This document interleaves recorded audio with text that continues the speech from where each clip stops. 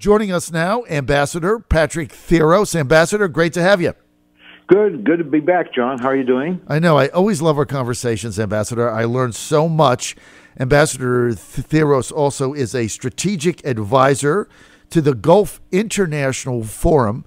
I want to start, Ambassador, today with the Yemeni situation. I had the unique opportunity yesterday to attend a forum on Yemen put on by the U.S. Arab American Council, and I had a chance to meet the ambassador to the United States from the, I guess you would call it, legitimate government of Yemen now.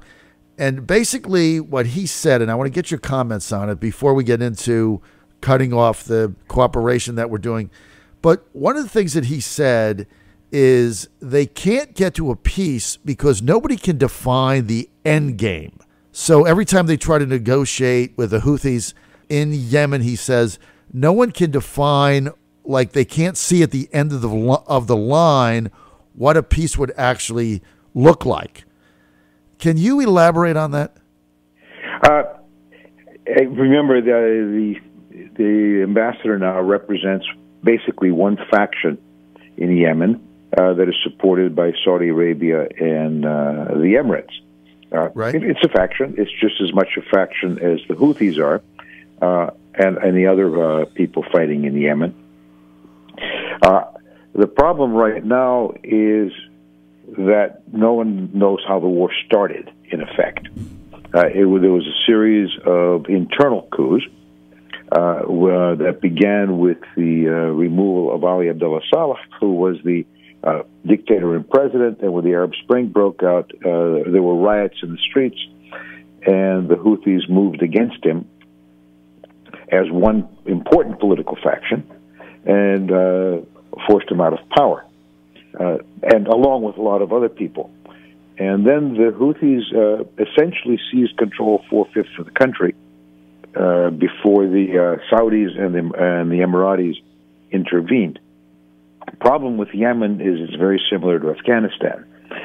It is a country that foreigners have had a great deal of difficulty controlling. So the Saudi intervention and the presence of Saudi and Emirati troops inside Yemen, in part, skews conversation away from what might be the final peace settlement. You can't talk about that until you talk about the Saudi and Emirati presence in the country.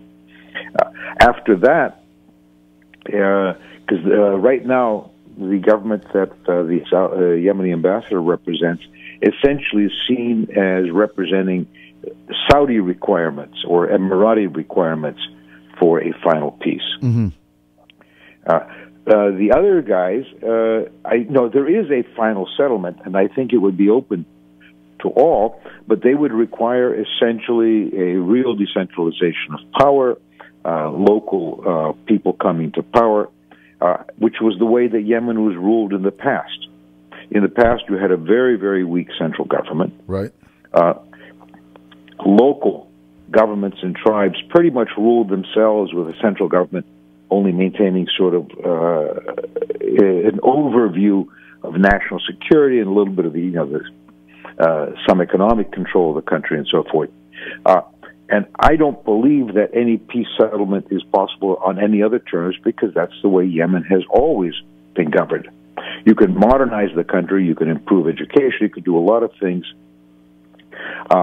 but you can't basically impose a peace settlement on a country that has never really respected or paid much attention to its central government. So that's really the fundamental problem. I think you pointed out that there's whatever the peace settlement is there, it has to follow the long history of a very weak centralized government with independent regions having really the say over what they do and how you come to that. And it's got to be some kind of a power sharing agreement because the Houthis don't seem to be going anywhere with this. But it was interesting yesterday because obviously the ambassador was there representing the Saudi UAE faction, so you only got one side of the story. But one thing I did learn is that in a country of about 31 million people, get this, they were all saying, all the people there were saying that they estimate that 20 million Yemenis are in need of basic stuff. Like the humanitarian crisis is beyond the pale of anything ever seen. That people are starving there, and there's 20 million people a day that don't get anything to eat in order to sustain themselves. I mean, that's 2/3 of the country. Absolutely. And a lot of people aren't living in their homes. There's inadequate water. The water system is broken down.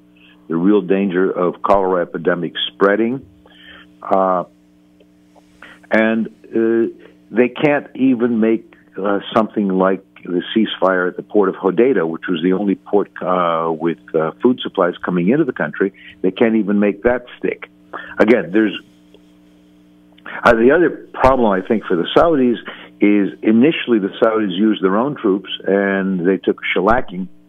So they are basically, the Saudis are essentially supporting local factions. I mean, tribal groups, a bunch of guys with guns, and only providing air and artillery support for them. So they don't really have control over their own factions either. The Emiratis in the south are doing it somewhat differently. They are trying to establish control over a more limited, less mountainous area. So the Saudis, the people actually fighting on the ground for the Saudis are either Yemenis or people the Saudis have imported from outside Yemen, like Sudanese and Pakistanis and things like that. So they don't have real control over their forces either. But the UAE still, they have a much tinier sphere that they're trying to gain actual control over. So do they have their own troops in there? They have their own troops in there. They're also using local troops, but they have far more of their own troops in there. Right. And the UAE essentially has just decided that it wants to control the southern port. It wants to control Aden and the area around it.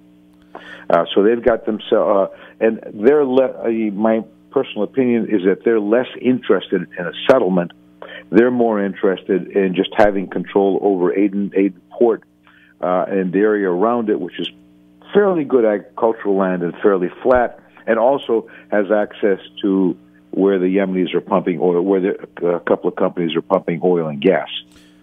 Right. So in the UAE, the Emiratis, United Arab Emirates, and the Saudi coalition, the Emirates of who are opposing the Houthis there, they have a strategic goal that's easier to understand. You know what else I learned yesterday? What shocked me, and you of course are knowledgeable of this, but I learned yesterday that Yemen, that the port of how do I say it? Yemen. Aden. That in the turn of the century, the turn of the 1900th century, that was the second port in the world in volume, second only to New York City in the world. I didn't have any idea. Aden, number 2 in the world. It was a hugely important British naval base, right? And they built a port around it. Because if you were going to, in those days, you had a coal. Your ships couldn't make the whole trip on one load of oil. They were on coal. So Aden was a coaling station, right? And every ship going through Suez into India had to stop at Aden to pick up coal. And then the port grew from there. They supplied to every ship going from Europe to East Africa to the any place in the Indian Ocean. So Aden lost a lot of its importance when ships shifted from coal to oil in the 30s. Right. And also when the British pulled out in the 60s. The other thing that I thought was interesting yesterday, and I want you to get your comment on this, the vote obviously 2 weeks ago in the Senate where the president and his backing of the UAE Saudi coalition, Senate recommending to the president that we get out of that we stop the military assistance that we've given the coalition. And they talked about that yesterday. And I talked to somebody, a retired general who was there, who said that all the U.S. was doing was refueling planes in the air and providing them with logistics, and that he said at the end of the day, we weren't really doing anything that they can't do themselves, so it doesn't matter. True or false? First part's true, second part's not true. Okay, why?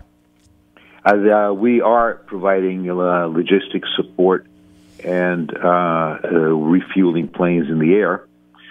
It does matter. If we stop it, they can't. They can replace a small part of what we're doing, but they can't replace the major part. They simply don't have the inventory of refueling aircraft. Their bases are too far away to move forward. So it would cut back dramatically on the Saudi ability to operate, Saudi and Emirati ability, primarily the Saudi ability to provide air support, aerial support for the forces on the ground. And this is a hard place to get to. This is not an easy place to get to. Most of Yemen is mountainous. The road networks are terrible. So they need things like airlift, and that without us they could still manage, but it would be at a dramatically reduced capacity. So, like I said, that's all we. That's prime. And the other thing we're providing is targeting information. Right. Though I'll tell you, from the looks of it, it doesn't look like the Saudis are really listening when we're in there in the lecture hall. Well, there's something going on because they keep missing their targets and blowing up shops and school buses. You're on the John Fredericks Radio Network. We are with Ambassador Patrick Theros, former ambassador to the state of Qatar in the Gulf, and he's now a strategic advisor to the Gulf International Forum. Mr. Ambassador, if Trump cuts off aid, cuts off the military backing of the UAE Saudi coalition in the Yemen civil war, what does that mean? What happens? Okay, first thing that would happen would be presumably we would stop giving them targeting information, which they really need because they have no major reconnaissance capability. So I think their aerial campaign is not as effective as it might be, and it's probably become less effective. Then the number of aircraft over target will be reduced dramatically, particularly Saudi aircraft, and the amount of time they have to spend over the target will be reduced looking for targets. So there'll be no opportunity for the Saudi Air Force to look for targets of opportunity. And thirdly, they're going to have a real problem just moving supplies up into the countries, up into their forces, because they've got to fly a lot of those things in. And again, they have a capacity, but it's a limited capacity. The one thing that would bring the Saudi intervention to a virtual stop would be if the president took the decision to stop selling more weapons, stop selling ammunition to the Saudis and the Emiratis. Mm-hmm. But that doesn't seem to be in the resolution because that's not a military activity, that's more of a commercial activity. If you were advising the president on this issue, Ambassador Theros, what would you tell President Trump to do? I would, basically it would be to get whoever he has who has the ear of the Saudis. It could be Jared Kushner, it could be Pompeo, it could be the new ambassador, Abu Zaid, going out there, to basically tell Mohammed bin Salman that he is embarked on something that could destabilize Saudi Arabia in the long run, and that he needs to exit as quickly and as quietly as possible. The human victims in this case are the Yemenis. Mm-hmm. They are suffering, like you said at the beginning, they're suffering enormously. Mm-hmm. The long-term casualty of this, I believe, is stability in Saudi Arabia, mm-hmm. which is what will affect us in the future. Because we cannot afford, no matter what one thinks of the Saudis, the United States cannot afford to destabilize Saudi Arabia. Interesting. So that would be your advice to the president. When I was there also, the ambassador representing that faction to the U.S., as you pointed out, said that the government of Yemen, what he represents, has asked the GCC, the Gulf Cooperative Council to take them in as a seventh member. Where's that going? That's odd. I'd missed that one because that's what the Qataris have been pushing for years. Right. So he clearly was not in a script written for him by the Saudis. No. So that may have been his own script. That may have been his own script, or his own government maybe is sort of desperately trying to find some other way to bring this to an end. Because, like I said, the Qataris had pushed that for years, and the Saudis had done everything possible to prevent it. Why? Well, the Qataris wanted another country with a big population in the GCC to balance off the Saudis. Right. And I think the Emiratis at the beginning were also pushing it a long time ago. I don't know how they are now. Right. But 20 years ago, they were also pushing it. The idea being that if you have one other very big country in the GCC, you no longer have a situation where one country has 3 times as much population as the other 5 countries put together. Right. So that would be a balance there. Now, I think it was the president and the chairman of the U.S. Arab conference that put it on, John Duke Anthony. I believe he said yesterday that he didn't think there was any chance of that happening. Well, the Saudis will never permit it. Right. So you just would, but they have been pushing it forward for some time. One of the other issues that came up regarding Qatar yesterday, and I want to get your comments on this, is that Qatar was complaining that the Emirates are putting in a nuclear plant, and they were saying that might actually destabilize the area. What is your position on that? It depends on the degrees of control placed by the international community on the plant. There's